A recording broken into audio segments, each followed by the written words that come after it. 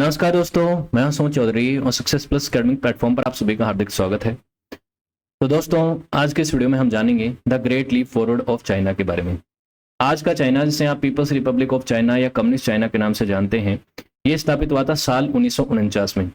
साल 1949 में जब चाइनीज सिविल वॉर का अंत हुआ और कम्युनिस्ट लोगों की जीत हुई, तो कम्युनिस्ट लोगों ने मेनलैंड चाइना का कंट्रोल हासिल कर लिया और नेशनलिस्ट लोग सिर्फ ताइवान तक सीमित रह गए और वहां से उन्होंने रिपब्लिक ऑफ चाइना की गवर्नमेंट स्टेब्लिश कर ली और वहां से वो ताइवान और चाइना का कॉन्फ्लिक्ट भी शुरू हो गया। अब जो कम्युनिस्ट चाइना था, जिसे न्यू चाइना या रेड चाइना भी कहा जाता है, बिग चाइना भी कहा जाता है, इसमें पीपल्स रिपब्लिक ऑफ चाइना की फाउंडेशन रखी गई माओ जेडोंग के द्वारा। माओ जेडोंग जो कि एक कम्युनिस्ट लीडर था, कम्युनिस्ट पार्टी ऑफ चाइना का चेयरमैन था और आगे चल के ये चीन का पहला राष्ट्रपति भी बनता है। इस व्यक्ति ने अपने कार्यकाल में कई सारे कैंपेन किए, कई सारी पॉलिसीज इंट्रोड्यूस करी, लॉन्च करी, जो कि ज्यादातर कंट्रोवर्शियल हैं। उसमें एक पॉलिसी थी द ग्रेट लीप फॉरवर्ड, जो कि इसने साल 1958 से 1962 के बीच में लॉन्च करी थी, इंट्रोड्यूस करी थी। ये जो पॉलिसी थी, जिसका नाम है ग्रेट लीप फॉरवर्ड, जिसका मीनिंग होता है भविष्य की ओर एक छलांग, ये एक इकोनॉमिक पॉलिसी थी जो कि विश्व इतिहास का एक बहुत बड़ा डिजास्टर साबित हुई, जिसकी वजह से विश्व इतिहास और चीन के इतिहास की सबसे बड़ी भूखमरी, सबसे बड़ा फेमाइन आया और तकरीबन 4 से 5 करोड़ लोग जो है वो इसमें मारे गए। नाम तो द ग्रेट लीप फॉरवर्ड है, भविष्य की ओर छलांग है, लेकिन इसकी वजह से विकास के नाम पे कितने लोग मारे गए और क्या इस पॉलिसी ने अपने एम्स को, अपने गोल्स को हासिल भी किया या नहीं, इसके बारे में हम बात करेंगे। इसके इम्प्लीमेंटेशंस क्या थे, क्या थी पॉलिसी और क्या उसके इम्पैक्ट पड़े, सभी चीजों को डिटेल में यहाँ पे डिस्कस करेंगे। अब दोस्तों, जब बात आती है चीन की, तो ये मैप आप देखिए, इसमें आपको कई सारी दिक्कतें नजर आएंगी। यहाँ पे भारत का मैप गलत दिखा रखा है, देखिए यहाँ पे चीन ने ये जो अक्साई चीन वाला हिस्सा है, जिसको इलीगली 1962 के युद्ध के बाद कैप्चर कर लिया था, इसे अपना हिस्सा बता रखा है, लेकिन ये भारत का हिस्सा है। और इधर पाकिस्तान ऑक्यूपाइड कश्मीर को भी पाकिस्तान का हिस्सा बता रखा है, जो कि पाकिस्तान का हिस्सा नहीं है, भारत का हिस्सा है। तो ये बात ध्यान रखिएगा कि भारत और चीन का जब मैप देखेंगे आप, तो चीन का जो एंगल है वो गलत दिखाया जाएगा आपको। बहुत बार चीन जो है ये अरुणाचल प्रदेश के कुछ हिस्से को भी क्लेम करता हुआ नजर आएगा और कहेगा कि ये साउदर्न तिब्बत है और चाइना का पार्ट है। अक्साई चीन को भारत का नहीं बल्कि अपना पार्ट बताता है। लेकिन आप ध्यान रखिएगा, हमें ये वाला जो मैप है इसे सही मानना है। भारत और भारत के पड़ोसी देशों का जो मैप है ये सही मैप है। आगे अगर कोई मैप आपको त्रुटिपूर्ण नजर आए, जिसमें कुछ एरर हो, तो उसको आप नजरअंदाज कीजिएगा और ध्यान रखिएगा कि हमें ये मैप मानना है। ये मैप या कोई और मैप जो है वो सिर्फ हम किस चीज के लिए इस्तेमाल कर रहे हैं, स्टडी पर्पज के लिए, ताकि हम उस संदर्भ को समझ सकें, उस इवेंट को समझ सकें। ठीक है। अब रही बात चीन के इतिहास की, तो आप ये पूरी सीरीज फॉलो कर सकते हैं, जिसमें आप 35 से 40 वीडियो देख पा रहे हैं। लेकिन ये वाला जो वीडियो है, अगर आप ये वीडियो देखते हैं, जिसमें चीन के संपूर्ण इतिहास को मैंने तकरीबन 2 घंटे में कवर करा रखा है, प्री हिस्टोरिक पीरियड से मॉडर्न पीरियड तक सारे की इवेंट्स को हमने यहाँ पे डिस्कस किया है।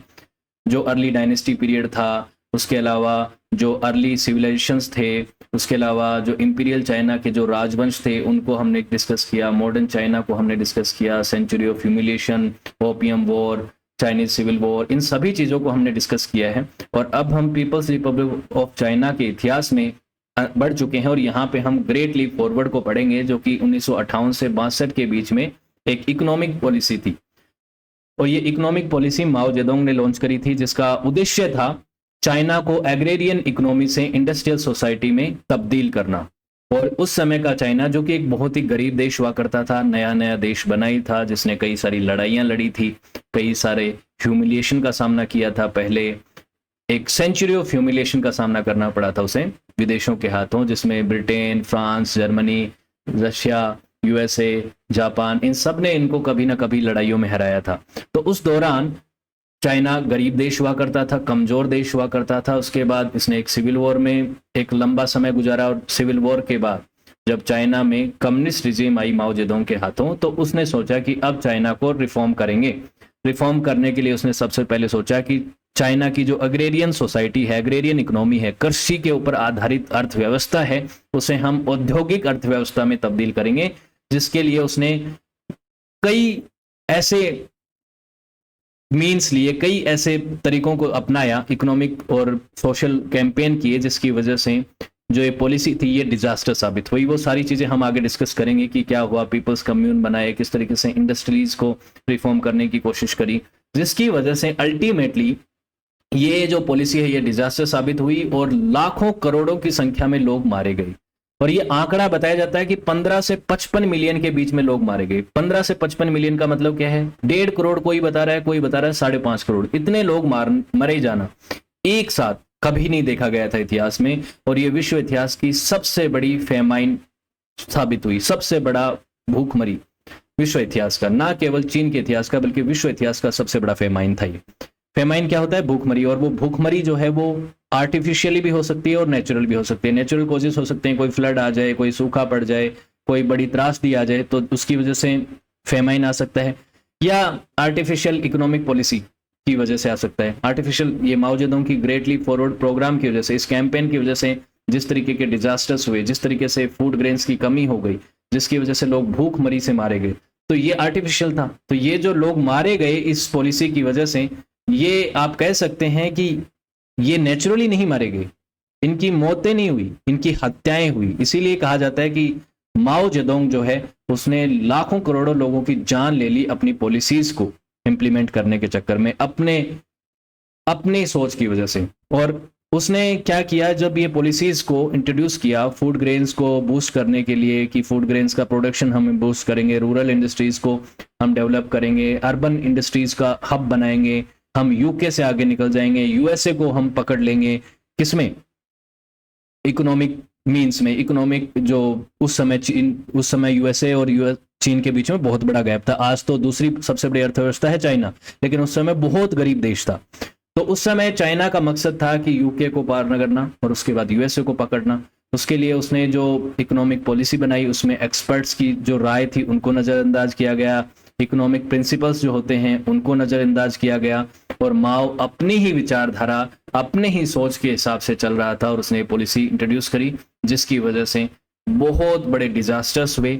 ग्रेन कोटा का क्या कॉन्सेप्ट था आगे मैं आपको बताऊंगा, और उसके अंदर जो मिसमैनेजमेंट हुआ और जो उस समय लोकल ऑफिशियल्स ने करप्शन किया और डर की वजह से कोटा को ओवर रिपोर्ट किया, जिसकी वजह से फॉल्स सरप्लस क्रिएट हो गया, और फॉल्स सरप्लस क्रिएट हो गया तो वाइड स्प्रेड स्टारवेशन हो गया, भूखमरी हो गई।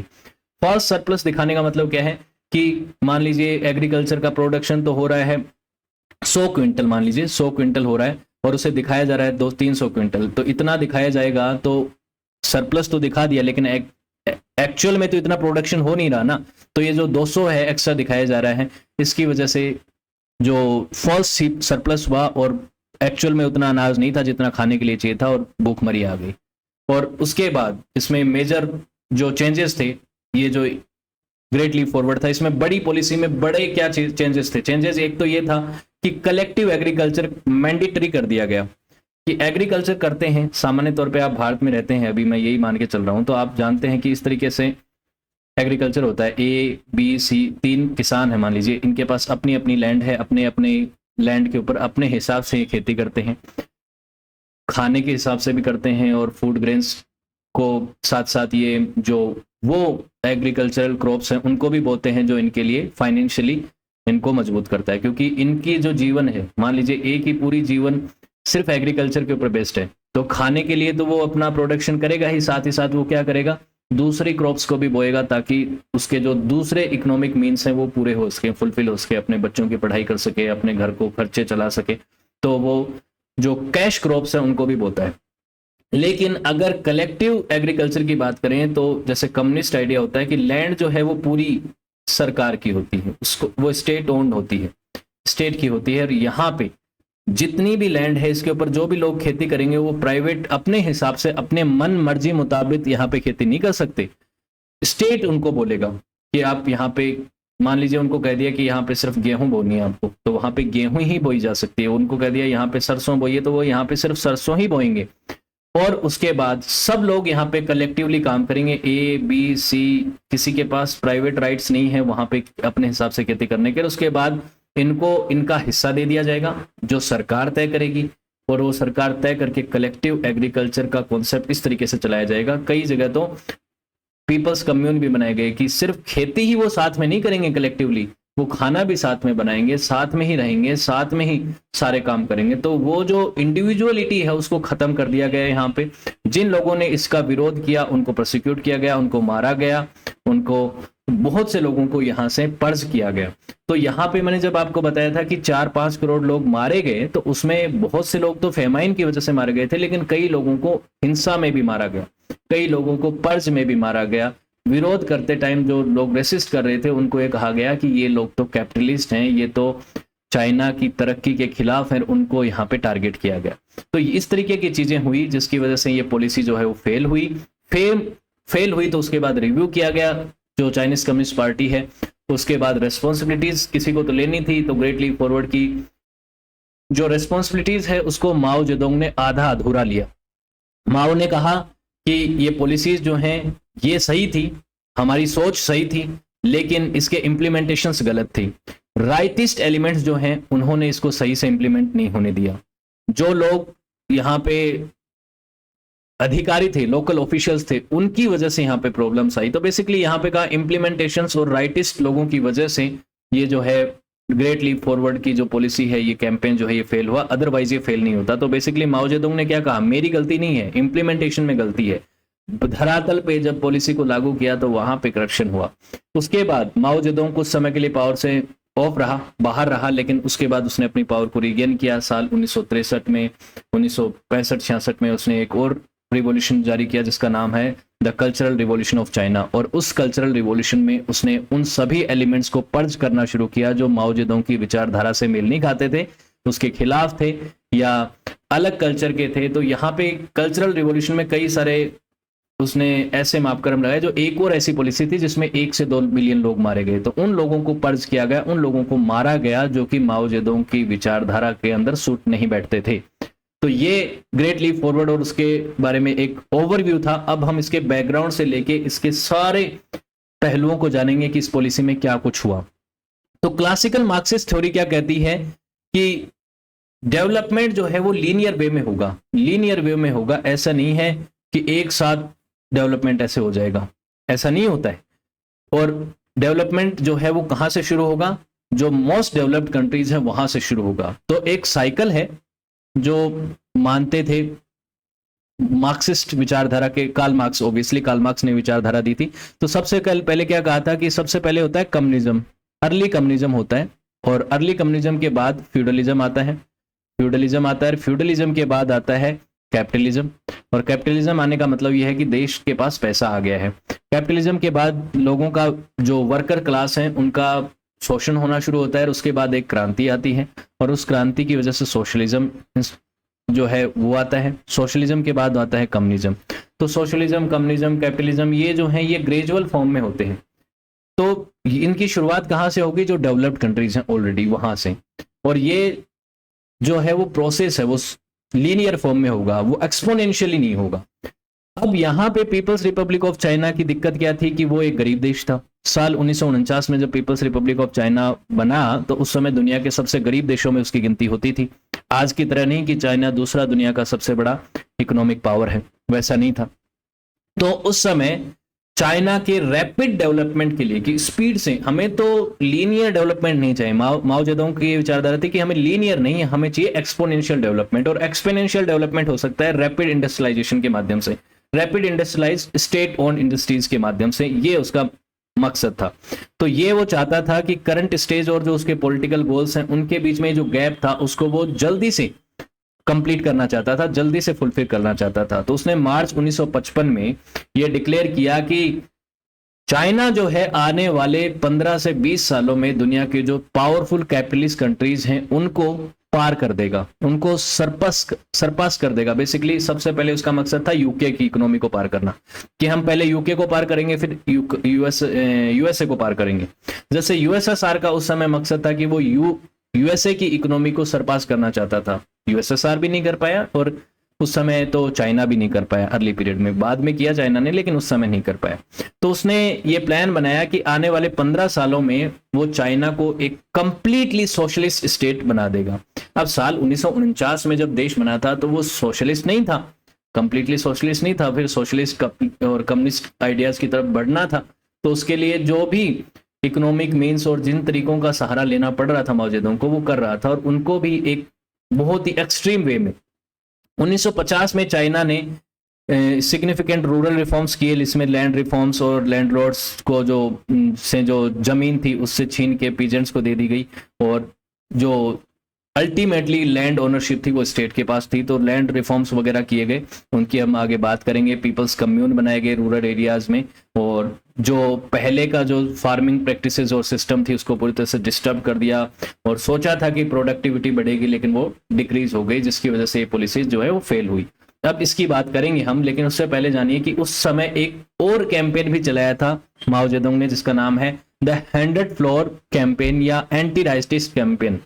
100 फ्लोर कैंपेन और एंटी राइटिस्ट कैंपेन, हालांकि एंटी राइटिस्ट कैंपेन जो है ये बाद में शुरू हुआ, पहले 100 फ्लोर कैंपेन शुरू हुआ। तो 100 फ्लोर कैंपेन का बेसिकली मतलब ये था कि 1955 और 56 में माओ जेडोंग ने अपने सिटीजन्स को ये इनकरेज किया कि वो अपनी ओपिनियंस और क्रिटिसिज्म को फ्रीली एक्सप्रेस कर सकते हैं, और आर्ट, साइंस और सोशल साइंस के माध्यम से वो मतलब कोई प्ले करना चाहता है, कोई बुक लिखना चाहता है, कोई आर्टिस्टिक मीन में कोई कुछ भी ड्राफ्ट करना चाहता है, वो क्या कर सकता है, कर सकता है, उसको पूरी छूट मिलेगी। आज भी चाइना में ये छूट नहीं है, लेकिन एक कैंपेन चलाया गया था माओ जेडोंग के द्वारा। ये तो इसका मकसद ये था कि जो ब्यूरोक्रेटिक कंट्रोल है उसको कम किया जाए, उसे कंट्रोल किया जाए, और जो टेंशन है चाइनीज कम्युनिस्ट पार्टी और इंटेलेक्चुअल्स के बीच में उसको भी रिड्यूस किया जाए।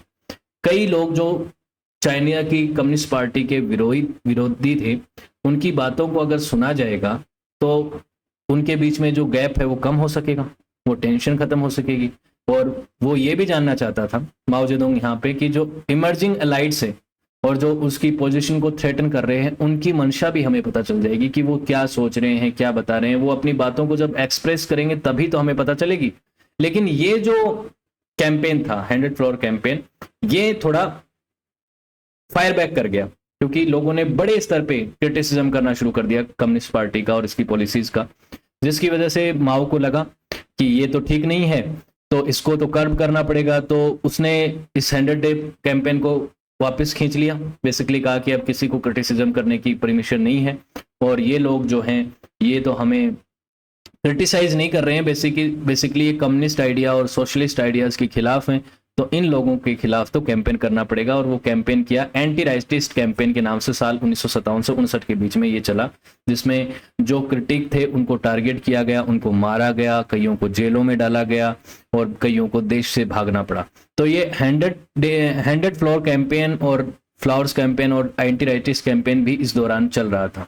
उसके बाद में हम बात करें अगर ग्रेट लीप फॉरवर्ड के इनिशियल गोल्स की, तो इस समय बेसिकली एक तो बड़ा रीजन था कि चाइना की पॉपुलेशन रैपिडली ग्रो कर रही थी। अब तो चाइना दूसरे नंबर पे आ गया पॉपुलेशन में, क्योंकि उन्होंने पॉपुलेशन कंट्रोल बिल जो है उसके तहत चला है चाइना पिछले 2-3 दशकों से। लेकिन पहले जो है चाइना की पॉपुलेशन बहुत थी, अब दूसरे नंबर पे आ गया। पहले तो पहले नंबर पे ही था, अब भारत ने चीन की जो जनसंख्या उसको सरपास कर लिया है। तो इनिशियल गोल क्या था कि जो जनसंख्या है उसको फीड करना है, तो फीड करना है तो फूड ग्रेन्स को बढ़ाना पड़ेगा, फूड ग्रेन के प्रोडक्शन को बढ़ाना पड़ेगा। इसके लिए मेजर एग्रीकल्चरल इंप्रूवमेंट्स चाहिए, रिसोर्सेज चाहिए।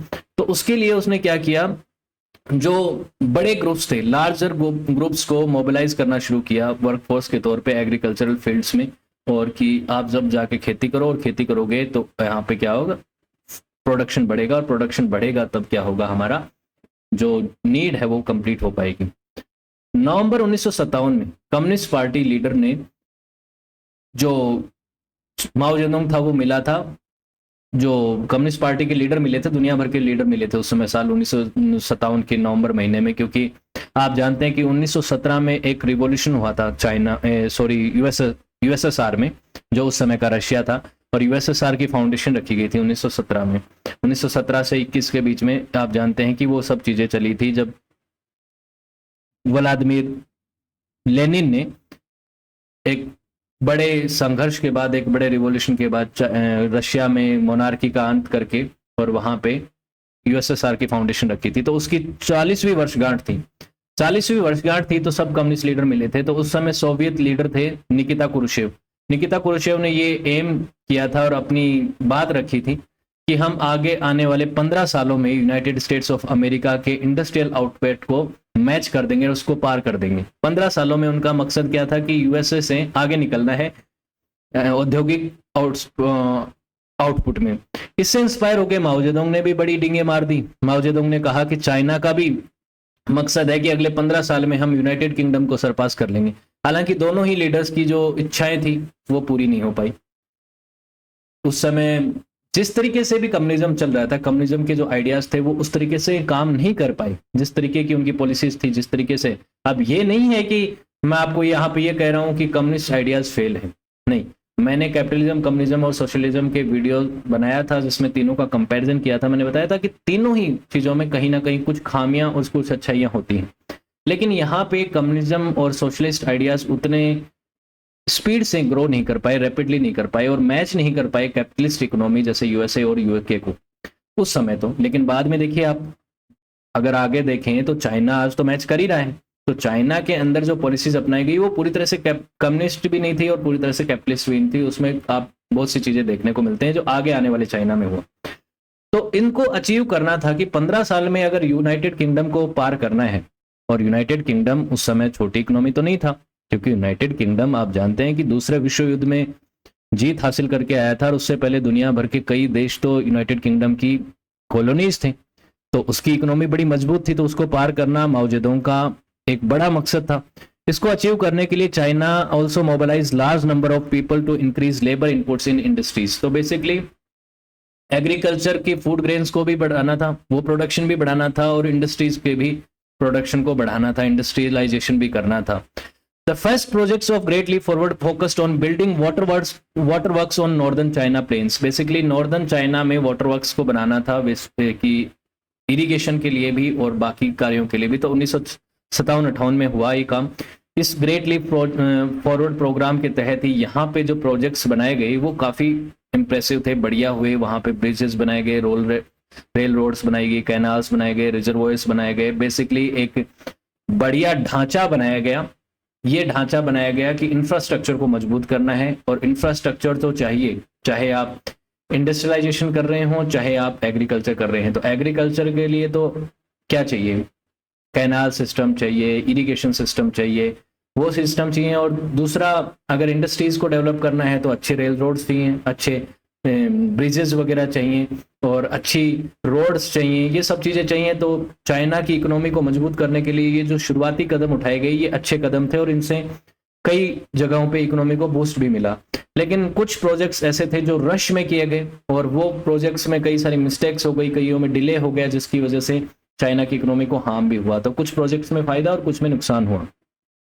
माओ जेडोंग अभी भी जिद पे अड़े हुए थे और उनका था कि मैं ऐसे रिफॉर्म्स लेके आऊं, ऐसे रिफॉर्म्स करूं जिसकी वजह से चाइना की तरक्की रैपिडली हो जाए, बस एक्सपोनेंशियली हम बस रातों रात अमीर बन जाएं, रातों रात हमारे पास इतना पैसा आ जाए कि हम यूके को पार कर दें, यूएसए को भी पीछे छोड़ दें। ये चीजें उसके मन में चल रही थी। तो उसको फुलफिल करने के लिए उसने जो पॉलिसीज इंट्रोड्यूस करी वो थी लैंड रिफॉर्म्स और एग्रीकल्चरल, कलेक्टिव एग्रीकल्चरल और ह्यूमन कम्यून बनाए। वो कैसे बनाए उसकी बात हम करते हैं। तो सबसे पहले 1949 से पहले, 1949 से पहले जब पीपल्स रिपब्लिक ऑफ चाइना नहीं था तो यहाँ पे लोग एग्रीकल्चरल वर्क तो कर ही रहे थे। तो चाइना के जो उस समय पीजेंट्स थे, जो किसान थे, वो अपने छोटे छोटे खेतों में खेती करते थे, स्मॉल प्लॉट्स में खेती कर रहे थे। बेसिकली जैसा मैं आपको बता रहा हूँ कि इंडिया में क्या होता है, किसान क्या करते हैं, अपने अपने खेतों में खेती करते हैं। ए का अपना लैंड है, बी का अपना लैंड है, उसके अंदर वो अपनी खेती करते हैं। ट्रेडिशनल प्रैक्टिसेस होती हैं, फेस्टिवल्स को सेलिब्रेट करते हैं, अपने एंसेस्टर्स को ऑनर करते हैं, बहुत सारी चीजें होती हैं जो किसान अपने हिसाब से चलते हैं। उनकी एक अपनी सोसाइटी होती है, अपना सालों से या सदियों से चलता आ रहा प्रैक्टिस सिस्टम, ट्रेडिशनल सिस्टम होता है, वो चल रहा था चाइना में। अब माओ जेडोंग ने इसे डिस्टर्ब कर दिया। कैसे डिस्टर्ब किया कि उसने सोचा कि स्टेट की अगर मोनोपोली स्टैब्लिश कर दी जाए सारी लैंड पे, कि जितनी भी लैंड है वो स्टेट की है और उसको फंड किया जाएगा। अब वो एग्रीकल्चर जो है उसके ऊपर सब लोग करेंगे। ये जितने भी लोग पहले भी एग्रीकल्चर कर रहे थे ये एग्रीकल्चर करेंगे, लेकिन ये अपनी मन मर्जी मुताबिक एग्रीकल्चर नहीं कर सकते। अब इनको स्टेट बताएगा कि कैसे करनी है, कितने जगह पे क्या बोना है, कैसे करना है। और तुम्हारी ये लैंड नहीं है, इसमें तुम्हें मिलेंगे पॉइंट्स। तुम्हें ये नहीं मिलेगा कि तुम ये कह लो कि ए ने यहाँ पे मान लीजिए 10 क्विंटल गेहूं निकाली, तो ये 10 क्विंटल इसकी है। अब ये 10 क्विंटल में 5 क्विंटल खाए, 5 क्विंटल बेचे, कुछ भी करे, अपने पास बचा के रखे, एक ही मर्जी है ना, ऐसा चलता है। ऐसा पहले चलता था, लेकिन यहाँ पे ऑब्वियसली टैक्स वैक्स पे करना पड़ता था, पहले मोनार्की के समय पे भी और बाद में भी, लेकिन बेसिकली ये था तो इसी का। लेकिन यहाँ पे ये सिस्टम जब पूरा कलेक्टिव एग्रीकल्चर कर दिया जाएगा तो बेसिकली ये नहीं सोच सकता कि मैं यहाँ पे पूरे में गेहूं बोऊंगा और 10 क्विंटल मेरे पास रहेगी, 5 क्विंटल मैं बेच दूंगा, और ये ना ना ना, यहाँ पे सब लोग खेती करेंगे, सब लोग खेती करेंगे और उसके बाद स्टेट ये तय करेगा कि इन सबको कितना कितना मिलना चाहिए, इन सबको इतनी इनकी रिक्वायरमेंट्स के हिसाब से वो जो ग्रेन्स हैं, फूड ग्रेन्स वगैरह हैं, वो मिल जाएंगे। उसके अलावा भी इनको कुछ और सुविधाएं मिल जाएंगी, लेकिन इनको ये अपने पास अधिकार नहीं है कि ये अपने जो प्रोडक्शन है, एग्रीकल्चरल प्रोडक्शन है, उसका अपने हिसाब से इस्तेमाल कर सके। बाद में ये जो सरप्लस यहाँ पे होगा, मतलब ये जितनी एग्रीकल्चर करेंगे, मान लीजिए यहाँ पे इन्होंने मिलके 100 क्विंटल गेहूं बोए, 100 क्विंटल गेहूं निकाले फूड क्रॉप्स, और इन सबको बांट दिया गया, 30 क्विंटल दे दिया गया, तो बचे हुए 70 क्विंटल जो हैं उन गेहूं को कहाँ भेजा जाएगा? स्टेट अपने हिसाब से इस्तेमाल करेगा, इंडस्ट्रियलाइजेशन को फंड करेगा, इसको इंडस्ट्री में जो वर्कर्स हैं उनको भेजा जाएगा, वो इसको फूड ग्रेन्स को खाएंगे, ओब्वियसली उनको भी तो चाहिए, उनकी भी नीड्स हैं। साथ ही जो मान लीजिए वहाँ के जो वर्कर्स हैं वो 40 क्विंटल वो खा गए, बचा अब 30, तो उस 30 क्विंटल को इंटरनेशनल मार्केट में एक्सपोर्ट भी किया जाएगा। तो ये वाली चीजें जो हैं यहाँ पे माओ जेडोंग ने लॉन्च करी, एक स्टेट मोनोपोली इंट्रोड्यूस करी एग्रीकल्चर के ऊपर इंडस्ट्रियलाइजेशन को फंड करने के लिए। और ये जो आइडिया था ये पीजेंट्स के में अनपॉपुलर था, किसान ये चीजें नहीं चाहते थे, उनका था कि हमारा अपना लैंड हो। ऑब्वियसली कुछ छोटे किसान चाहते भी थे, कुछ नहीं भी चाहते थे, जिनके पास मान लीजिए बहुत ही कम लैंड है और उनका गुजारा उस पर नहीं चल पा रहा, इस किसान का यहाँ से गुजारा नहीं चल पा रहा। लेकिन जब ये वाला आइडिया आता है, स्टेट मोनोपोली आती है, तो इसका गुजारा चल पा रहा है, क्योंकि सबको ए बी सी, अब तो कोई भेदभाव नहीं रहा, सब में बराबरी हो गई। लेकिन यहाँ से इंडिविजुअलिटी खत्म हो गई, इंडिविजुअलिटी खत्म हो गई, साथ ही साथ कंपटीशन की भावना खत्म हो गई। सब लोग साथ में रह रहे हैं, साथ में खा रहे हैं, लेकिन देखने में ये आइडिया बड़ा अच्छा लग रहा है, लेकिन ऐसा आइडिया चलता नहीं है। सब लोग कामचोर हो जाते हैं इस तरीके के आइडियाज में। कम्युनिस्ट विचारधारा और सोशलिस्ट विचारधारा में एक बहुत बड़ी खामी ये है कि वो एफिशिएंट नहीं है। एफिशिएंट क्यों नहीं है? क्योंकि अगर हर आदमी अपनी प्राइवेट प्रॉपर्टी पे काम करता है, अपने लिए काम करता है, तो आप जानते हैं कि ह्यूमन टेंडेंसी है वो ज्यादा काम करेगा, और वो ज्यादा काम करेगा तो क्या होगा? तरक्की होगी, कॉम्पिटिटिवनेस होगी। ए और बी अलग अलग फील्ड में काम कर रहे हैं, चाहे वो इंडस्ट्री हो, चाहे वो एग्रीकल्चर हो, ये साथ में अलग अलग काम कर रहे हैं, तो ए भी चाहेगा कि इसको भी ज्यादा बेनिफिट हो, ये ज्यादा तरक्की करे, और बी भी चाहेगा बी तरक्की ज्यादा करे। लेकिन दोनों को साथ में ऐड कर दिया जाए तो ये सोचेंगे कि मिलेगा तो उतना ही, मैं चाहे कितना ही काम कर लूं। तो क्या होता है? एफिशिएंसी कम होती है। तो ये एफिशिएंसी कम यहाँ पे आपको देखने को मिलती है। इस इश्यू को एड्रेस करने के लिए कि जनता इस चीज का विरोध कर रही थी, क्योंकि उनका हजारों सालों से ट्रेडिशनल प्रैक्टिसेस चलती आ रही थी, वो अपने खेतों में खेतियां कर रहे थे, और उसके बाद स्टेट मोनोपोली जब एग्रीकल्चर के ऊपर थोपी गई तो लोगों ने विरोध भी किया। तो यहाँ पे सरकार ने धीरे धीरे करके कलेक्टिव एग्रीकल्चर को स्टैब्लिश किया। पहले एलिमेंट्री एग्रीकल्चरल कोऑपरेटिव्स बनाए गए, जिसमें 5 से 15 हाउस होल्ड्स जो हैं वो एक साथ खेती करते थे। छोटे लैंड्स के ऊपर 5 से 15 फैमिलीज जो हैं वो यहाँ पे काम करती थी। फिर थोड़ा बड़ा लैंड दिया गया उनको, 20 से 40 फैमिलीज यहाँ पे काम करती थी। फिर और बड़े कम्यून्स बनाए गए, बड़े कोऑपरेटिव्स बनाए गए, जिन्हें हायर कोऑपरेटिव कहा जाता है, जिसमें 100 से 300 फैमिलीज जो हैं वो एक साथ काम करती थी, एक साथ ही रहती थी, एक साथ ही उनकी एग्रीकल्चर प्रैक्टिसेस होती थी, और कम्यून बनाए गए इनके। कम्यून की तो मैं आगे आपसे बात करूंगा। तो बेसिकली साल 1958 आते आते 58 आते आते जब ग्रेट लीप फॉरवर्ड पूरी तरह से लॉन्च हो चुका था, तो प्राइवेट ओनरशिप जो थी उसे पूरी तरह से अबॉलिश कर दिया गया। अब प्राइवेट ओनरशिप किसी भी तरीके के रिसोर्सेज के ऊपर, इंक्लूडिंग लैंड, तो अब किसी की लैंड जो पहले कोई व्यक्ति क्लेम करता था कि ये खेत मेरा है, ये खेत मेरा है, अब सबका, ये किसी का कोई खेत नहीं है, किसी का कोई लैंड नहीं है, सब कुछ जो है वो स्टेट ओन्ड है, सारे रिसोर्सेज स्टेट के हैं। सभी हाउस होल्ड्स को अब फोर्सफुली ये कहा गया कि वो स्टेट ऑपरेटेड कम्यून के अंदर रहेंगे और वहीं पे अपनी एग्रीकल्चर करेंगे। कोई एग्रीकल्चर करेगा, कोई आगे अर्बन एरियाज में जो है वो इंडस्ट्रियल वर्क में, इंडस्ट्रीज में काम करेगा। तो ये इनको फोर्सफुली कह दिया गया, मजबूर किया गया कि आपको इसी तरीके से अपना काम करना है। तो ये कम्यून बनाए गए। ये कम्यून बेसिकली क्या थे कि यहाँ पे साथ में खेती करना, साथ में रहना और साथ में ही सारी चीज़ें करनी थी। और उनको पॉइंट्स दिए जाते थे उनके वर्क के हिसाब से, कितने फैमिली मेंबर्स हैं, कितना काम कर रहे हैं, उनकी ज़रूरत के हिसाब से उनको वापस फूड ग्रेन्स भी दिए जाते थे और जो सुविधाएं मिलती थी स्टेट की तरफ से वो उनको दी जाती थी। और साथ ही स्टेट ने यहाँ पे प्रोग्रेसिव टैक्सेशन भी लगा दिया गया। प्रोग्रेसिव टैक्स लगा दिया गया तो बेसिकली जितना भी वो प्रोडक्शन करते थे उसका जो सरप्लस था वो ज़्यादातर ले जाती थी सरकार और उनको बहुत ही कम मिलता था, लिटिल सरप्लस मिलता था। मान लीजिए इन कम्यून्स ने, मान लो यहाँ पे 50 फैमिलीज ने काम किया। अब 50 फैमिलीज ने काम किया और यहाँ पे एग्रीकल्चर का प्रोडक्शन हो गया मान लीजिए 1000 टन। 1000 टन का यानी फूड क्रॉप्स यहाँ पे इन्होंने प्रोड्यूस किया। इसमें से इन सभी की ज़रूरतों को ध्यान में रखते हुए स्टेट ने इनको कह दिया कि चलो आपको ज़रूरत है और आपकी नीड्स के हिसाब से जो पॉइंट्स बनते हैं उसके हिसाब से आपको 400 क्विंटल दे दिया जाएगा, 400 दे दिया जाएगा 1000 क्विंटल्स में से, और बाकी जो 600 हैं वो स्टेट का हो गया और 600 को हम अपने हिसाब से इस्तेमाल करेंगे, चाहे हम इंटरनेशनल मार्केट में से एक्सपोर्ट करें, चाहे हम अपने इंडस्ट्रीज़ को फंड करने के लिए इसको काम में लें, इंडस्ट्रीज़ के जो वर्कर्स हैं उनको दें, कुछ भी करें। तो ये चीज़ें चल रही थी। तो राशन सिस्टम जो था सिटीज़ में इंट्रोड्यूस किया गया और जो वेस्ट और सेविंग्स जो थी उनको कर्ब किया गया कि कोई व्यक्ति चाहता है कि वो सेविंग करे या अपने हिसाब से वेस्ट कुछ भी कर सकता है क्योंकि उसका है, तो वो सब चीज़ें जो है वो ख़त्म हो गई। यहाँ पे कलेक्टिव एग्रीकल्चरल का सिस्टम आ गया। रिलीजियस और मिथिकल जो मिस्टिक प्रैक्टिसेस थी जो एग्रीकल्चर के साथ जुड़ी हुई होती हैं, आप देखते हैं, आज भी देखते हैं और पहले से भी देखते आ रहे होंगे कि हम दुनिया भर के जितने रिलीजन्स को पढ़ते हैं, जितने ट्रेडिशंस को पढ़ते हैं, बहुत सारी रिलीजियस प्रैक्टिसेस और मिस्टिक प्रैक्टिसेस जुड़ी होती हैं एग्रीकल्चरल के साथ। एग्रीकल्चर के साथ अलग अलग त्योहार जुड़े हुए होते हैं, उनको यहाँ पे बैन कर दिया गया और वहाँ पे पॉलिटिकल मीटिंग्स और प्रोपोगेंडा सेशंस होने लग गए। ये सब लोग जो यहाँ पे एग्रीकल्चर कर रहे थे, इन सबको एक साथ बिठाया जाता था, इनके साथ बातचीत होती थी और इनको समझाया जाता था कि कम्युनिज्म के क्या फ़ायदे हैं, कलेक्टिव एग्रीकल्चर के क्या फ़ायदे हैं। इनको बेसिकली प्रोपोगेंडा के तौर पे सेशंस लिए जाते थे और इनको अपने एजेंडा में फिट करने की कोशिश की जाती थी। तो बेसिकली यहाँ पे रूरल एजुकेशन को इम्प्रूव करने के भी यहाँ पे कुछ एफर्ट्स किए गए थे। साथ में ये लोग रहते थे, कम्यून में रहते थे, एक साथ रहते थे, तो ये भी चीज़ें की गई थी। वीमेन स्टेटस जो है वो थोड़ा सा यहाँ पे इम्प्रूव होता हुआ नजर आता है।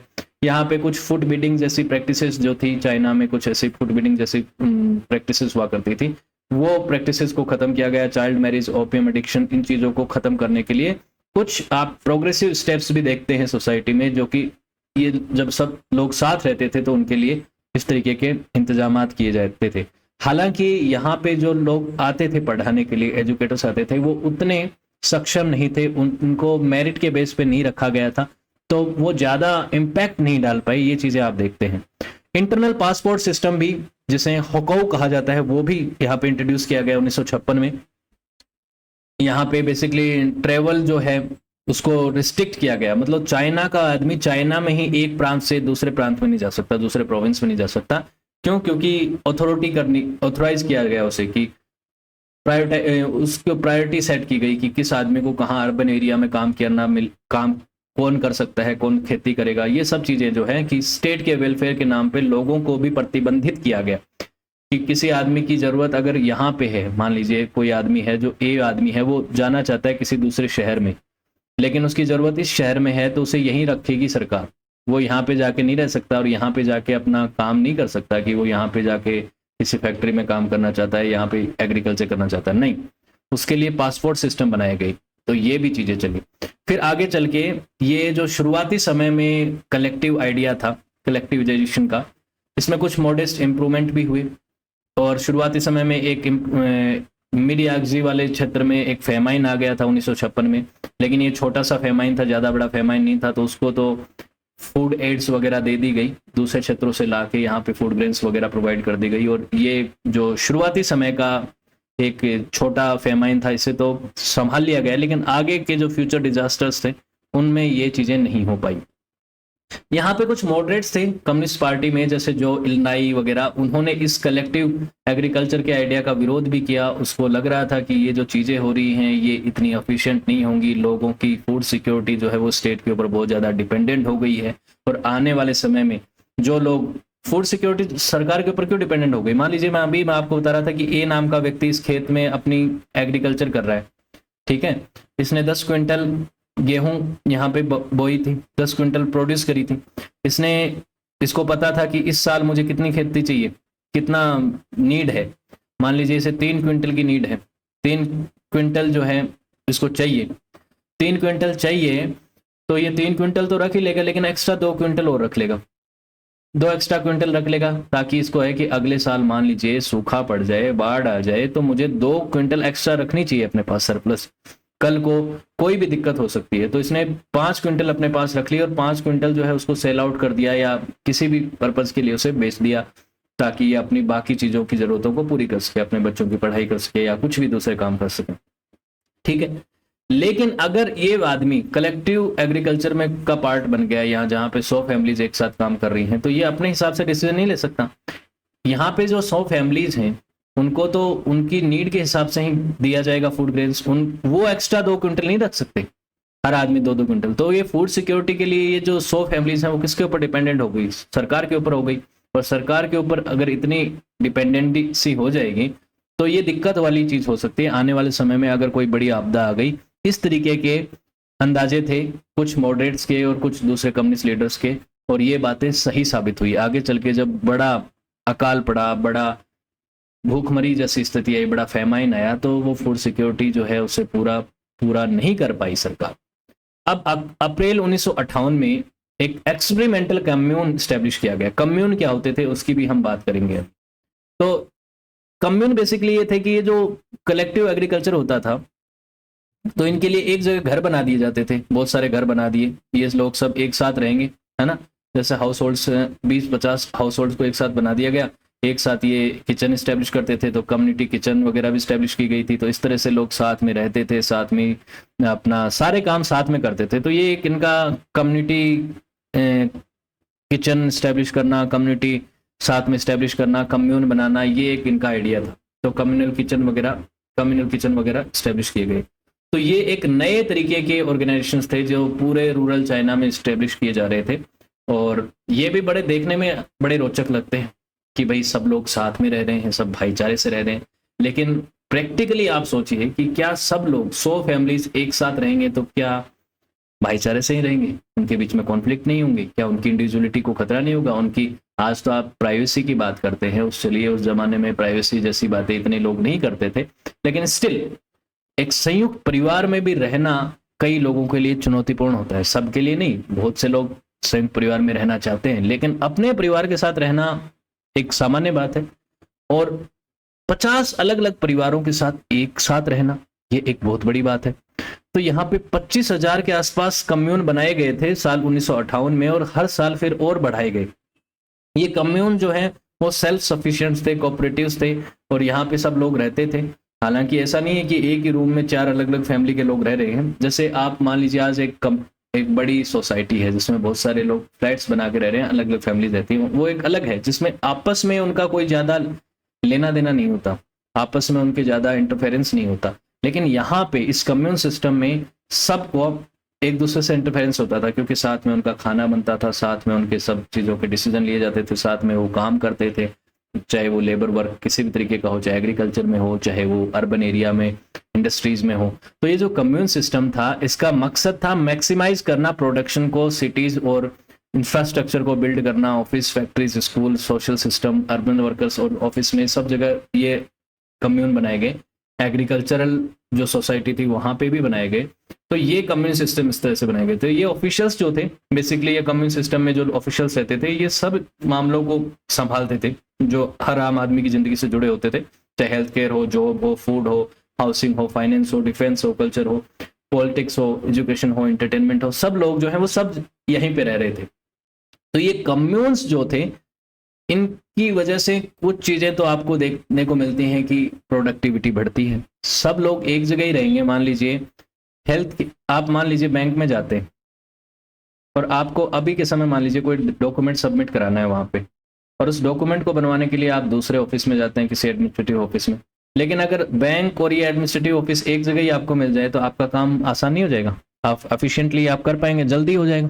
तो मकसद तो यही था कि प्रोडक्शन को, प्रोडक्टिविटी को, एफिशिएंसी को बढ़ाना है, इंफ्रास्ट्रक्चर को मजबूत करना है, क्योंकि सारे अधिकारी सब लोग जो हैं वो इन्हीं कम्यून में रहते हैं, यहीं पे हैं, सब काम यहीं से हो जाएंगे। लेकिन कुछ चीज़ें जो है वो इसके आप क्या सोच सकते हैं, कुछ नुकसान भी हैं, कुछ फायदे भी होते हैं, कुछ नुकसान भी होते हैं, वाइस वर्सा है। पीपल्स कम्यून के अगर प्रो एंड कॉन्स को हम देखने लग गए तो कई पॉइंट्स होंगे, 10 पॉइंट आप प्रोज में बता सकेंगे, 10 कॉन्स में बता पाएंगे। माओ जेडुंग का स्लोगन था उस समय, सारे अपने तरीकों को अपनाने के बाद पीपल्स कम्यून, कलेक्टिव एग्रीकल्चर, ये सब चीजें इसने लगाई और साथ में कहा exceed the UK, catch the USA.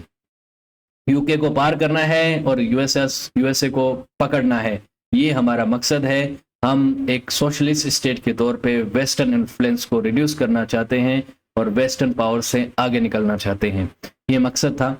और यहाँ पे इन कम्यून्स में ये भी चीजें ध्यान रखी जाती थी, यहाँ पे कुछ जासूस भी थे और वो ये चीजें तय करते थे, देखते थे कि कौन लोग जो हैं माओ जेडुंग की पॉलिसीज को क्रिटिसाइज कर रहे हैं, इन सिस्टम को क्रिटिसाइज कर रहे हैं।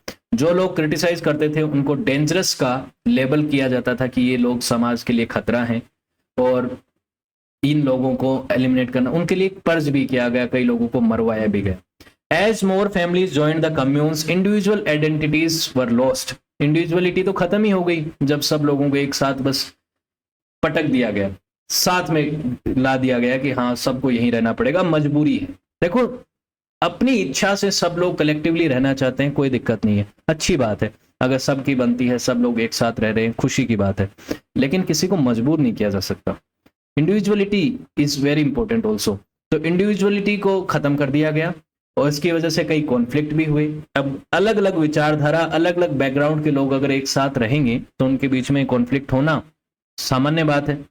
उनके रहन सहन, खान पान को लेकर बहुत सी चीजें होती हैं जिसकी वजह से उनके बीच में कॉन्फ्लिक्ट होने शुरू हुए और उसकी वजह से ये कम्यून जो है उनमें कई दिक्कतें होने लग गई और उनमें जो सोचा था कि एफिशिएंटली वर्क करेंगे वो एफिशिएंटली वर्क नहीं कर रहे थे।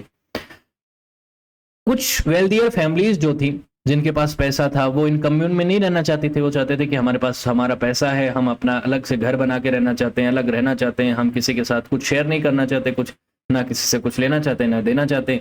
ये बातें हुई तो उनको लेबल किया गया राइटिस्ट के तौर पे कि ये तो राइटिस्ट है, ये तो कैपिटलिस्ट विचारधारा के लोग हैं, तो देश की तरक्की के बीच में बाधा है। तो इन चीजों को देखते हुए लोगों को उनके अधिकारों से, उनके इंडिविजुअलिटी से पूरी तरीके से क्या कर दिया गया, अलग कर दिया गया, पृथक कर दिया गया। और अब इंडिविजुअलिटी खत्म हो चुकी थी। माओ जेडुंग की रिजीम में माओ जेडुंग को क्रिटिसाइज करने वाला आदमी नहीं रह सकता था। तो चाइना में रहने वाले लोग इस तरीके से रहते थे। देखिए, कम्युनिटीज में एक साथ खाना खा रहे हैं, कम्यून में रह रहे हैं, एक साथ रह रहे हैं। ये हैप्पी पोस्टर्स दिखाए गए हैं। ये हैप्पी पोस्टर्स दिखाने का तर्क, ये भी प्रोपोगेंडा पोस्टर्स ही थे एक्चुअली, कि सब साथ में रहेंगे, देखिए कितना सुनहरा होगा, सब साथ में रहेंगे, चाइना के झंडे को साथ में लेके, चाइना की ग्रोथ के लिए हम सब काम करेंगे, कलेक्टिवली अर्बन एरिया में इंडस्ट्रीज में काम करेंगे, कलेक्टिवली एग्रीकल्चरल फील्ड में हम साथ में काम करेंगे और साथ में खाएंगे, साथ में रहेंगे, साथ में अपने विचारों को साझा करेंगे, साथ में एग्रीकल्चर करेंगे। सोचने में अच्छा लग रहा है, लेकिन मजबूर किया जा रहा था इन चीजों के लिए और इंडिविजुअलिटी को खत्म किया जा रहा था, जो काम नहीं किया। ये पीपल्स कम्यून जो थे, इनको लाइट इंडस्ट्रीज और कंस्ट्रक्शन प्रोजेक्ट्स में भी इंट्रोड्यूस किया गया। एग्रीकल्चर और हैवी इंडस्ट्रीज के साथ साथ जो छोटे कंस्ट्रक्शन प्रोजेक्ट्स हैं, जैसे कोई ब्रिज बन रहा है तो वहां पे भी कम्युनिटीज के लिए पीपल कम्यून बना दिए गए। तो ये चीजें यहाँ पे चल रही थी। अब हार्वेस्टिंग जो जिस दौर में अच्छी हो रही थी, अच्छा मान लीजिए अच्छा वेदर है, सब साल में अच्छी बारिश हो रही है, सब कुछ हो रहा है, तो एग्रीकल्चर प्रोडक्शन अच्छा होगा, एग्रीकल्चर प्रोडक्शन अच्छा होगा। लेकिन अगले साल वेदर वैसा नहीं रहा, वैसा काम नहीं हुआ, तो एग्रीकल्चर प्रोडक्शन कम हो गया।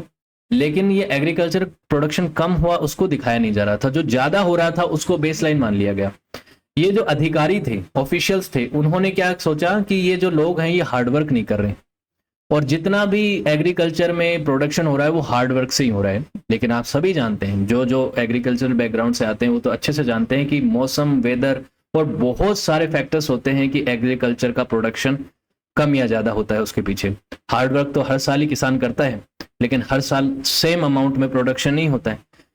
लेकिन ये अधिकारी, इन्होंने सोचा, कई सारे अधिकारी थे जो एग्रीकल्चर के बारे में ज्यादा चीजें नहीं जानते थे, और जानते भी थे तो उन्होंने इस चीज को इग्नोर किया, और उन्होंने कहा कि एग्रीकल्चर का जो प्रोडक्शन है वो हार्डवर्क के ऊपर डिपेंड करता है, और अगर हम एक मान लीजिए इनको रियायत देंगे किसानों को तो ये हार्डवर्क करना छोड़ देंगे। इन्होंने कहा कि देखिए, सबसे ज्यादा जिस साल प्रोडक्शन हुआ उसको बेसलाइन मान लिया और कहा कि ये प्रोडक्शन है, और मान लीजिए 100 क्विंटल हुआ था अनाज, 100 क्विंटल में कहा कि 30 क्विंटल खुद तुम्हें दे रहे हैं और 70 क्विंटल ले जा रहे हैं, 70 ले जा रहे हैं।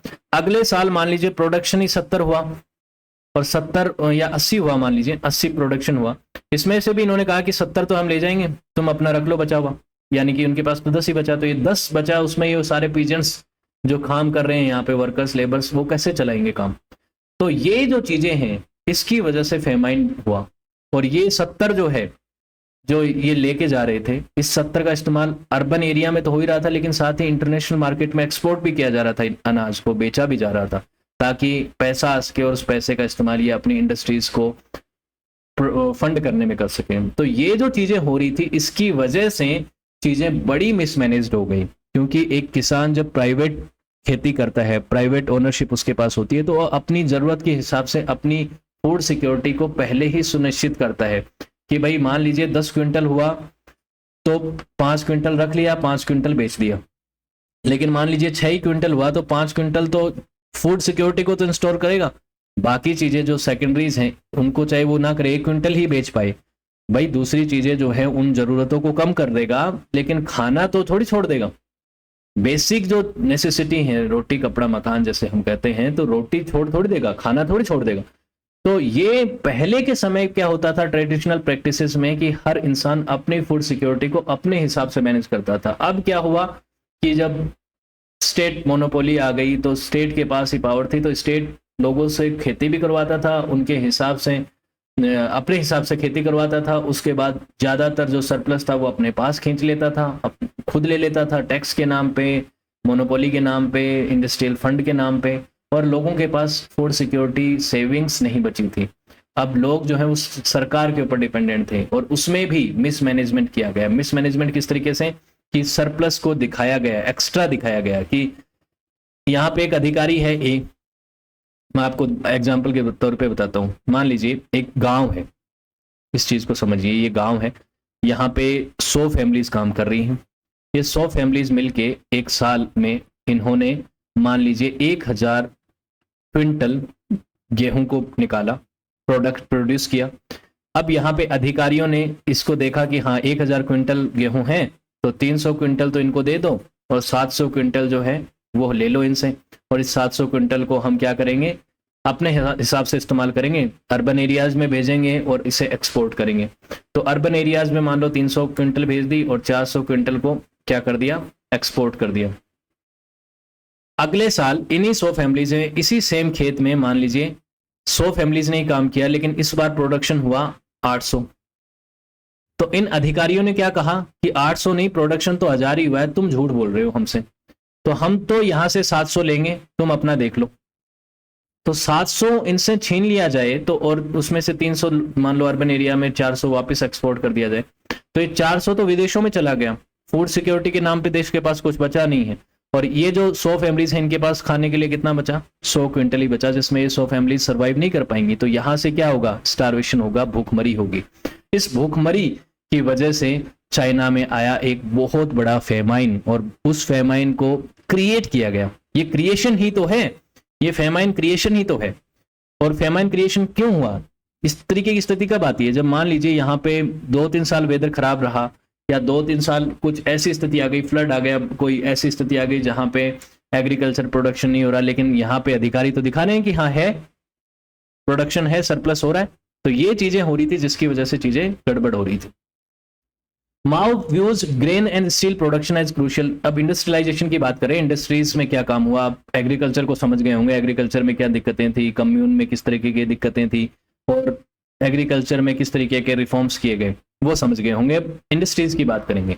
माओ views grain and steel production as crucial as economic development. जैसे ग्रेन इंपॉर्टेंट है वैसे स्टील प्रोडक्शन को भी बहुत इंपॉर्टेंट मानता था माओ जेडोंग, और उसने सोचा कि अगर 15 साल में हमें ग्रेट ब्रिटेन को पार करना है तो हमें अपने स्टील प्रोडक्शन को बहुत ज्यादा बढ़ाना पड़ेगा। तो उसने political bureau of communist party, जिसे पॉलिटी ब्यूरो भी कहा जाता है, इसमें ये डिसाइड किया गया कि स्टील प्रोडक्शन को डबल किया जाएगा और बैकयार्ड फर्नेस जो है उनके थ्रू हम ये करेंगे। बैकयार्ड फर्नेस में जो स्टील प्रोडक्शन होता है उसके थ्रू हम ये करेंगे। तो पहले 5 ईयर प्लान और सेकंड 5 ईयर प्लान में ये एक बहुत बड़ा इनका मकसद था कि हमें इंडस्ट्रीज में स्टील प्रोडक्शन को बढ़ाना। हाँ, तो थोड़ा डिस्टरबेंस हो गया था, कोई बहुत तेज नॉइस के साथ कोई जा रहा था इसलिए रुकना पड़ा। तो बात यह है कि पहले 5 ईयर जो प्लान्स थे उसमें इंडस्ट्रियलाइजेशन के ऊपर फोकस किया गया और जो बैकयार्ड फर्नेसेस थी उनके थ्रू स्टील प्रोडक्शन को डबल करने की इनकी मंशा थी।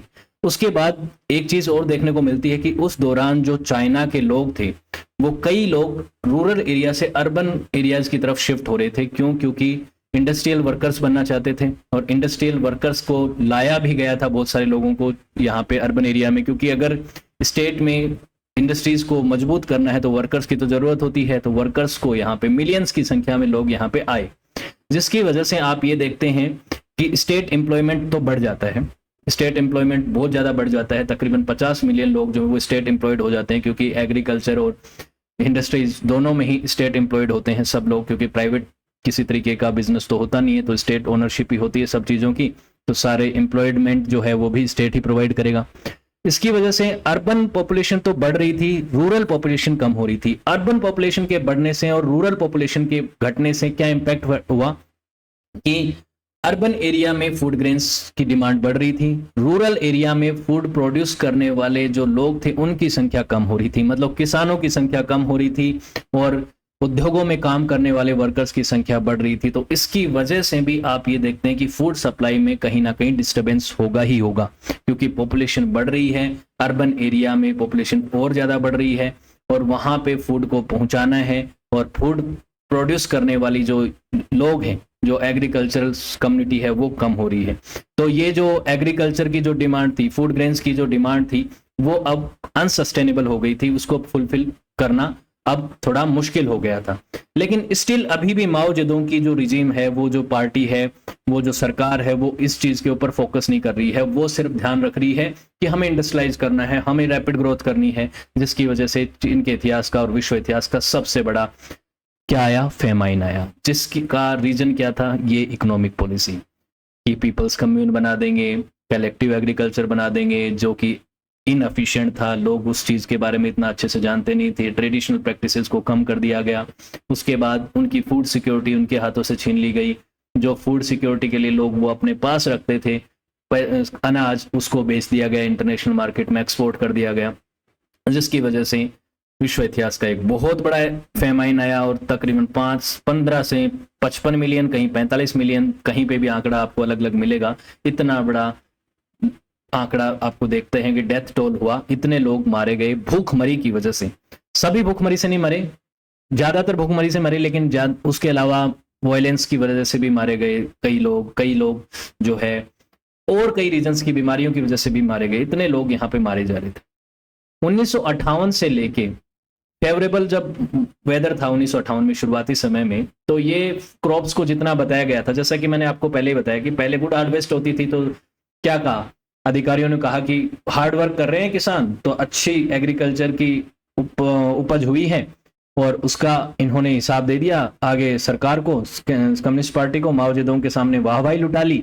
लेकिन अगले साल अगर एग्रीकल्चर की प्रोडक्शन कम हुई तो उसको भी इन्होंने सरप्लस ही बता दिया, माओ जेडोंग से डर के, वाहवाही लेने के चक्कर में, प्रेशर में, और कह दिया कि हार्वेस्ट तो अच्छा हुआ है, और किसानों के पास कम छोड़ दिया, किसान भूखमरी से मर रहे थे, और जो बचा हुआ था ज्यादातर था, मान ली 100 में से किसानों को 30 चाहिए था, तो वो 30 नहीं दिया, 10 ही दिया, और उनसे जो बचा हुआ था वो सारा ले गए, और क्या कहा कि एग्रीकल्चर ठीक हो रहा है।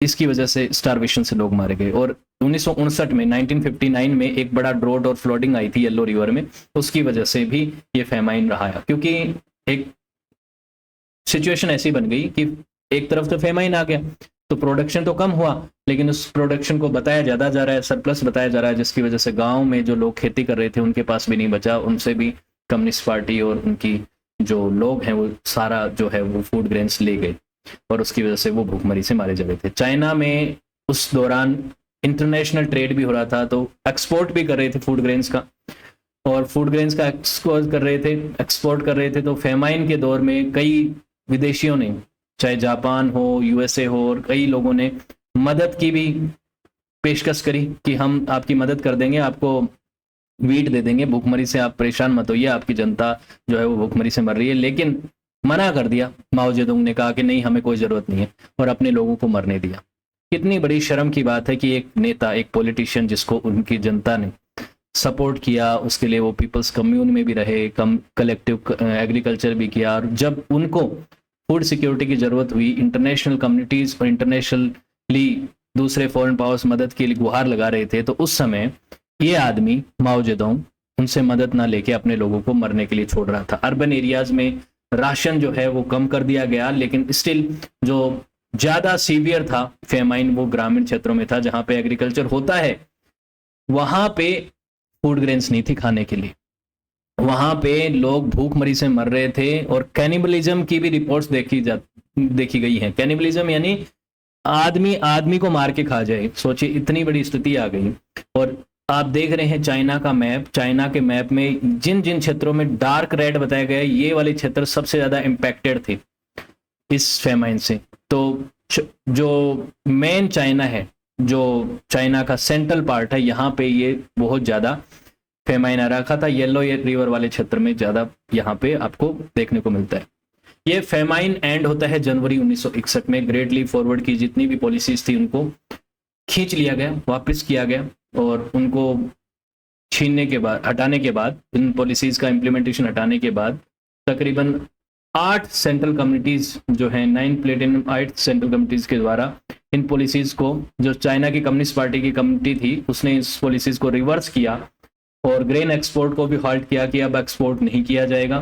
फूड इंपोर्ट्स की इंक्रीज किया कि फूड इंपोर्ट्स जो है कनाडा और ऑस्ट्रेलिया से हम वीट का जो है सप्लाई उसको कंटिन्यू रखेंगे, और जो शॉर्टेज है उसको कम करेंगे, कोस्टल सिटीज के ऊपर पहुंचाएंगे। तो ये चीज करने में कितना समय लग गया। 1959 में, 1959 में जो फेमाइन आ गया था, और उसको कंटिन्यूसली 2 साल तक चलने दिया, और उसके बाद जनवरी 1961 में ये मापक्रम लिए गए। तो सोचिए इतने दिनों में कितने लोग मारे गए, 15 से 55 मिलियन। ये डेथ टोल है, अलग अलग जगह अलग अलग चीजें बताई जाती हैं। अगर 30 मिलियन भी मान लिया जाए, जो कि इसके बीच का आंकड़ा है, यानी 3 करोड़ लोग भी मान लिया जाए, तो भी ये विश्व इतिहास का सबसे बड़ा फेमाइन माना जाएगा। तो आयरिश फेमाइन जो था, ग्रेट आयरिश फेमाइन, जिसको हम कभी दूसरे किसी वीडियो में डिस्कस करेंगे, जिसमें रिलेटिवली परसेंटेज वाइज लोग ज्यादा मारे गए थे। चाइना में पॉपुलेशन बहुत ज्यादा थी, उस पॉपुलेशन की परसेंटेज के हिसाब से देखा जाए तो ग्रेट आयरिश फेमाइन जो है परसेंटेज वाइज ज्यादा था, लेकिन संख्या में ग्रेट फेमाइन ऑफ आयरिश, जो ग्रेट आयरिश फेमाइन था, वो इतना बड़ा नहीं था। तो सबसे बड़ा फेमाइन था ये विश्व इतिहास का। 30 मिलियन लोग इसमें अगर मारे गए हों तो भी, लेकिन हो सकता है ज्यादा भी मारे गए हों, 15 से 55 मिलियन के बीच में आंकड़ा है। चाइना की पॉपुलेशन मानी जाती है 1960 से 61 के बीच में, पिछले 600 सालों में पहली बार, इससे पहले जो पिछले 600 साल थे उसमें पहली बार ऐसा हुआ था कि पॉपुलेशन ड्रॉप हुई थी। पॉपुलेशन ड्रॉप की अगर बात करें तो आप देखिए ये ग्रेट लीप फॉरवर्ड का जो टाइम था, इसमें डेथ टोल किस तरीके से ऊपर बढ़ा, कैसे करोड़ों में लोग मारे गए। और यहाँ पे आप ये भी देख पा रहे हैं कि बर्थ रेट जो है कम हुआ, फिर बर्थ रेट बढ़ा, और उसके बाद आप ये भी देख रहे हैं 1 चाइल्ड पॉलिसी के दौरान कि यहाँ पे जो है डेथ और बर्थ रेट जो है वो आके एक जगह मिलते हैं, इक्विलिब्रियम में आते हैं। तो ये चीजें चलती हैं। चाइना में कंटिन्यूसली पॉपुलेशन बाद में भी बढ़ती रही है, लेकिन पॉपुलेशन में और डेथ टोल में आप इस फेमाइन में देख पाते हैं कि 60 और 1961 के दौर में बहुत से लोग यहाँ पे मारे गए, 5 मिलियन से ज्यादा यहाँ पे लोग कहा जाता है। माओ जेडुंग ने तो कहा कि 5 मिलियन लोग मारे गए। माओ जेडुंग के कहने से तो कुछ नहीं होता। आज का जो चाइना है वहां पे भी अगर आप कोरोना की ही बात कर लीजिए, कोरोना में कितने लोग मारे गए और चाइना ने कितना कम बताया, क्या डेटा बताया, वो डेटा आज भी किसी के सामने नहीं है। बहुत से लोग कहते हैं, और कई सारी ऐसी रिपोर्ट्स आती हैं जिसमें पता चलता है कि चाइना में एक्चुअली बहुत ज्यादा लोग मारे गए थे। अब ये बात तो भारत पे भी लागू होती है कि भारत में भी जो कोविड में जो डेथ हुई उनका टोल एग्जैक्ट वैसा नहीं दिखाया गया सेकंड वेव में जितना कि लोग मारे गए थे। अब ये भी आंकड़े बहुत सारे सामने आते हैं। और इस दौर में देखा जाता है कि फेमाइन में कई लोग dirt, cannibalism, bark, tree bark ये सब करते थे, ये सब खाते थे। भूखमरी की वजह से वो कुछ भी खाने लग गए थे, जिसकी वजह से डिजीज भी हो गई और डिजीजेस की वजह से भी कई लोग मारे गए। और अर्बन एरियाज में अगर हम बात करें, रूरल एरिया में ज़्यादा लोग मारे गए in compare to urban area. अब बात करते हैं इनके इम्पैक्ट और आफ्टरमैथ की। ग्रेट लीप फॉरवर्ड और ग्रेट फेमाइन ऑफ चाइना के क्या इम्पैक्ट पड़े। डायरेक्ट कॉन्सिक्वेंसेस ये हुए कि माओ जेडोंग जो है उसने जो कई की फिगर्स थे, मिनिस्टर्स थे नेशनल डिफेंस इसमें कम्युनिस्ट पार्टी के, पेंग डुयांगी 1959 में, और कुछ टेम्परली दूसरे लीडर्स को यहाँ पे प्रमोट कर दिया गया और उन लीडर्स को हटा दिया गया। फिर 7000 कैडर कॉन्फ्रेंस हुई, जिसमें ये आर्ग्यू किया गया कि ये इकोनॉमिक डिजास्टर था जो कि 30% नेचुरल और 70% ह्यूमन एरर की वजह से था। तो ये खुद भी कम्युनिस्ट पार्टी मानती थी कि 30% तो नेचुरल था और 70% ह्यूमन एरर की वजह से था। माओ डिसमिस्ड पावर, माओ की जो पावर है वो डिमिनिश यहाँ पे होती हुई देखने को मिलती है कि लोग माओ को कम पसंद करने लग गए थे अब, क्योंकि उसकी वजह से इतने लोग मारे गए थे, इतने लोग भूखमरी से मरे थे। भूखमरी से मरना बहुत बड़ी मौत होती है। आप समझिए कि कोई लोग जिनके पास खाने को कुछ नहीं है इसलिए वो मारे गए, ये एक बहुत बड़ी बात है। और माओ की प्रेस्टीज में भी आपको कमी देखने को मिलती है। लेकिन आगे चल के माओ ने दूसरे कुछ लगाए अपने एजेंडे और दूसरे कुछ प्रोग्राम लॉन्च किए, जैसे कल्चरल रिवॉल्यूशन वगैरह, जिसकी वजह से उसने अपनी पावर को फिर से हासिल कर लिया 1960 के बाद। 1965-66 के आसपास, 63 में ही एक बार वो फिर से पावर में आ गया था। फिर ग्रेट लीप फॉरवर्ड ने प्राइवेट लैंड ओनरशिप को जो बैन किया गया था उसका इम्पैक्ट बहुत ही डिवास्टेटिंग हुआ पीजेंट्स की लाइफ के ऊपर, क्योंकि उनकी हजारों सालों की जो ट्रेडिशनल एग्रीकल्चरल पद्धति चलती आ रही थी उसको बंद कर दिया गया, उसको खत्म कर दिया गया, और फूड और इकोनॉमिक सिक्योरिटी और स्टेबिलिटी को खत्म कर दिया गया। कम्यून सिस्टम में पीजेंट्स जो हैं उनको फोर्स लेबर करवाया जाता था, भूखमरी से वो लोग मर रहे थे, सीवियर पनिशमेंट उनको मिलते थे। और इसकी वजह से जो लोग उनका साथ नहीं दे रहे थे कम्युनिस्ट पार्टी का, उनको मारा जा रहा था, उनको टॉर्चर किया जा रहा था, उनको डिटेंशन दिया जाता था या मार दिया जाता था।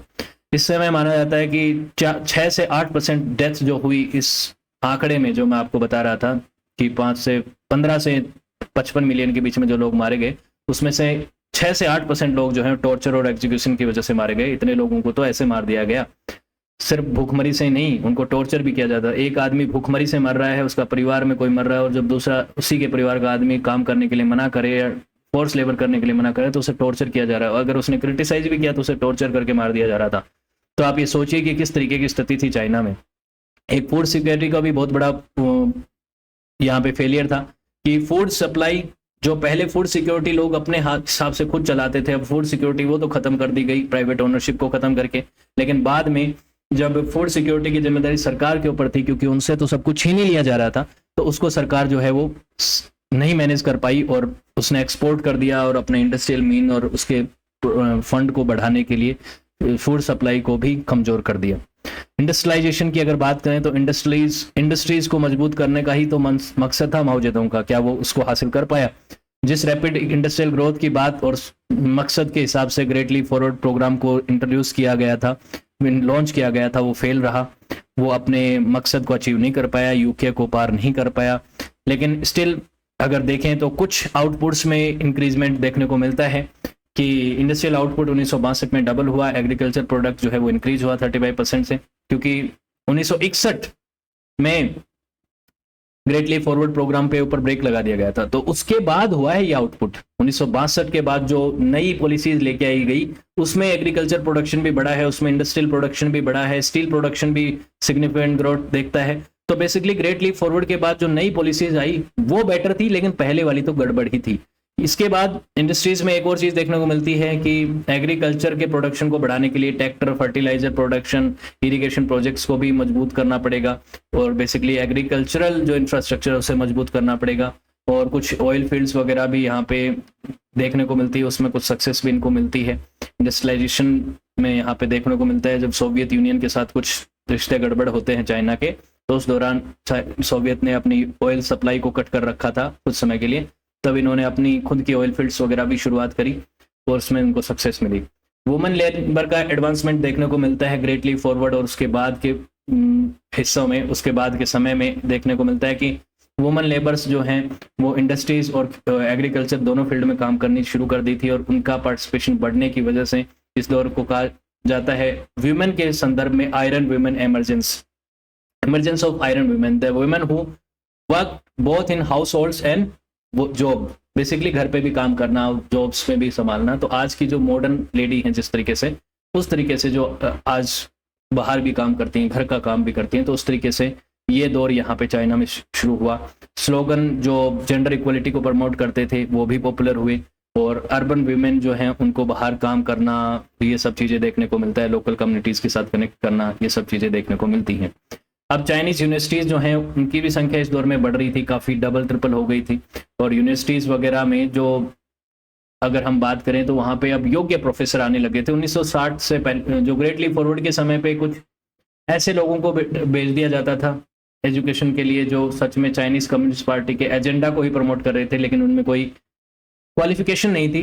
तो अब उन लोगों को हटाया गया, क्योंकि उनको पता चल गया था कि अगर हमें देश को तरक्की की राह पे ले जाना है तो सिर्फ कम्युनिस्ट लोगों के एजेंडा को प्रमोट करने वाले लोगों को ही नहीं, उन लोगों को सच में आगे बढ़ाना पड़ेगा जो सच में साइंस की फील्ड में या इंटेलेक्चुअल है या फील्ड में अच्छा कुछ कर रहे हैं, जो क्वालिफाइड है। तो ये चीज़ें आप देखने को मिलती हैं कि पहले जो एजुकेशनल रिफॉर्म्स थे 1961 से पहले और 1962 से पहले ग्रेट लीप फॉरवर्ड के समय पे, उनको रोल बैक किया गया और नए रिफॉर्म्स लिए गए, जिसमें मेरिटोक्रेसी जो है वो मैटर करती थी कि लोगों को मेरिट के आधार पे उनके जॉब्स मिलते थे। कल्चरल इम्पैक्ट्स भी हुए। ग्रेट लीप फॉरवर्ड के समय कई प्रोपोगेंडा पोस्टर्स बनाए गए, जैसे मैंने आपको दिखाया था, पीपल्स कम्यून बनाए गए उनके लिए, और सोशलिस्ट आइडिया, कम्युनिस्ट आइडियाज़ को प्रोपोगेट करने के लिए, माओ जेडोंग की लीडरशिप को दिखाने के लिए कई सारी चीज़ें कही गई थी। लेकिन बाद में उनके विरोध में भी हुई बहुत सी चीज़ें। लोगों को ये भी समझ में आने लग गया कि माओ जेडोंग अपने कल्ट को स्ट्रॉन्ग करने के लिए इस तरीके के प्रोपोगेंडा चला रहा है, तो उसके काउंटर में भी कई ऐसी पेंटिंग्स वगैरह हुई, पिजन पेंटिंग्स वगैरह भी बनाई गई थी, और पहले और के ट्रेडिशनल आइडियाज़ के बारे में भी बनाई गई। फिल्म इंडस्ट्री भी इस समय पे एक्सपेंड कर रही थी रैपिडली, तो कल्चरल इम्पैक्ट भी आपको देखने को मिलते हैं। कई सारी तस्वीरें और इस तरीके की चीज़ें आपको उस दौर को की याद दिलाती हैं। ये जो पेंटिंग्स हैं जो बताती हैं कि कलेक्टिव एग्रीकल्चर कैसा होता था, क्या चीज़ें होती थी। रेजिस्टेंस हुआ, कई लोगों ने विरोध किया, कई आर्म रिबेलियंस भी हुए, कई वायलेंस हुई ऑफिशियल्स के खिलाफ और ऑफिशियल्स ने भी विरोध किया, लेकिन उन रिबेलियंस को दबा दिया गया ज़्यादातर को, क्योंकि कम्युनिस्ट पार्टी की आर्मी, रेड आर्मी बहुत स्ट्रॉन्ग थी उस समय, पीएलए बहुत स्ट्रॉन्ग थी। विलेज में, विलेजर्स के एरियाज में कई जगह जहाँ जहाँ पे कम्युनिस्ट पार्टी की विरोध हो रहा था, रेजिस्टेंस हो रहा था, उनको दबा दिया गया, ओप्रेस किया गया, और उनको कई लोगों को मारा भी गया, उनका पर्ज भी हुआ। डायरेक्ट इम्पैक्ट गवर्नमेंट पे एक बहुत बड़ा हुआ कि ग्रेट लीप फॉरवर्ड की वजह से माओ जेडोंग को एक बार स्टेप डाउन करना पड़ा स्टेट चेयरमैन के नाम से, कि वो जब कम्युनिस्ट पार्टी का चेयरमैन था, स्टेट चेयरमैन था 1959 में, उसको छोड़ना पड़ा। लेकिन उसकी पार्टी की जो पोजीशन है वो वापस उसने हासिल कर ली थी कुछ सालों के बाद, और ली सॉक्वी और जेंग जियांगपिंग नाम के दो लीडर्स थे, उनको एक बार के लिए टेम्पररी इकोनॉमिक पॉलिसीज को संभालने के लिए रखा गया, और उन्होंने माओ की रेडिकल अप्रोच को छोड़ दिया और अपनी पॉलिसीज को इंट्रोड्यूस किया। उसके बाद माओ की पॉलिसीज को लुशान कॉन्फ्रेंस में बहुत ज़्यादा क्रिटिसाइज किया गया, और कई जो लीडर्स थे उन्होंने माओ जेडोंग की पॉलिसीज को क्रिटिसाइज करके प्रैग्मेटिक अप्रोच को और इकोनॉमिक रिकवरीज के लिए नई पॉलिसीज को इंट्रोड्यूस करने की बात करी। माओ जेडोंग इन लीडर्स को देख भी रहा था कि आगे चल के इनका पर्ज भी होना तय था, दिख रहा था कि आगे चल के जब माओ जेडोंग को ये रोल दिया गया, माओ जेडोंग को एक इसके लिए जिम्मेदार ठहराया गया, तो उसने 1966 में एक कल्चरल रिवॉल्यूशन इंट्रोड्यूस किया। उसका बेसिकली मतलब ये था कि उन लोगों के ऊपर ब्लेम डालना ग्रेट लीप फॉरवर्ड के फेलियर का जो लोग माओ जेडोंग की विचारधारा से सहमत नहीं है, माओ जेडोंग के खिलाफ हैं, माओ जेडोंग के क्रिटिक हैं, उनके ऊपर उसका ब्लेम डाल दिया गया। और कल्चरल रिवॉल्यूशन में 1966 से जो चला उसके जीवन काल में आगे चल के, जो 1966 से 1976 के बीच में चला, जिसमें उसने बेसिकली सभी लोगों को पर्ज करना शुरू कर दिया जो भी माओ जेडोंग की विचारधारा से खिलाफ थे, जिसमें उसने चाहे वो ट्रेडिशनल एलिमेंट्स हों, चाहे कम्युनिस्ट एंटी कम्युनिस्ट हों, एंटी सोशलिस्ट हों, या कहें कि कैपिटलिस्ट हों, राइटिस्ट हों, उन सभी का पर्ज करना शुरू कर दिया। इवन कम्युनिस्ट पार्टी में भी कई लोगों के ऊपर ऐसे आरोप लगाए कि ये राइटिस्ट हैं, या बेसिकली कहें कि रिविजनिस्ट हैं, या माओ जेडोंग के खिलाफ हैं, या चाइना के खिलाफ हैं। इस तरीके के आरोप लगा के कल्चरल रिवॉल्यूशन में तकरीबन 1 से 2 मिलियन लोगों को मरवाया गया। वायलेंस और केओस का दौर था ये चाइना के इतिहास में। तो एक वायलेंस और केओस और इतने बड़े डिजास्टर से माओ जेडोंग का मन भरा नहीं था जो ग्रेट लीप फॉरवर्ड में था, तो उसने आगे चल के जो आइडियाज, कल्चर, कस्टम और हैबिट्स में माओ जेडोंग से अलग थे, उनका प्रोसिक्यूशन शुरू कर दिया और मिलियंस में लोगों को मारा गया। तकरीबन 10 मिलियन लोगों को यहाँ पे रिलोकेट भी किया गया, कंट्री साउथ मूवमेंट्स में वगैरह में। इंटेलेक्चुअल और साइंटिस्ट को भी यहाँ पे प्रोसिक्यूट किया गया। तो ये माओ जेडोंग के जीवन पर्यंत चला है और माओ जेडोंग इसीलिए विश्व इतिहास का एक बहुत ही कंट्रोवर्शियल फिगर माना जाता है। तो इस कल्चरल रिवॉल्यूशन के बारे में हम सेपरेटली भी पढ़ेंगे, लेकिन होपफुली आपको चीज़ें क्लियर हुई होंगी। वीडियो अगर अच्छा लगा तो लाइक, शेयर और कमेंट कीजिएगा। साथ ही सक्सेस प्लस एकेडमी को डाउनलोड भी कीजिएगा एप्लीकेशन को। यहाँ पे आपको इन वीडियो से रिलेटेड PDF मिल जाएंगी, इनसे रिलेटेड वीडियो लेक्चर्स भी मिल जाएंगे। साथ ही सक्सेस प्लस एकेडमी के प्रीमियम कोर्सेज को भी आप एक्सेस कर सकते हैं। चैट सेक्शन के माध्यम से आप मुझसे डायरेक्टली जुड़ सकते हैं, इंस्टाग्राम और एप्लीकेशन के थ्रू। और आपने वीडियो यहाँ तक देखा उसके लिए आप सभी का शुक्रिया। मिलते हैं अगले वीडियो में। सी यू।